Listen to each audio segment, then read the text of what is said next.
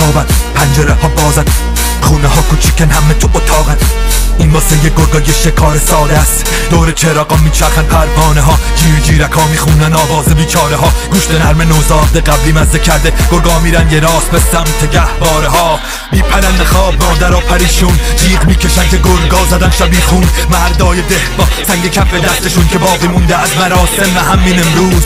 ولی این سنگا این دفعه چقدر ضعیفن، با سنگ نمیشه این گرگا رو بکنن بیرون. برق میزنه تو شب، چشم سرخشون میفته تیکه های گوشت نوزاد لب دندون. وقتی وحشت میگیره همه جا رو، همه قبول میکنن اولین ایده ها رو. یکی سر چوبشو آتیش زد و آورد، گفت فقط با آتیش میشه ترسون گرگا رو. دستاش ترس یخ کرده بود و لرزید، چوب دستش افتاد تو همه زوزه ها. چقدر این شعله ها وحشی و سریع اناخ، چقدر خشک و پوشالی ان دیوار این خونه ها. عقب واسه با هم صحبتی نداریم.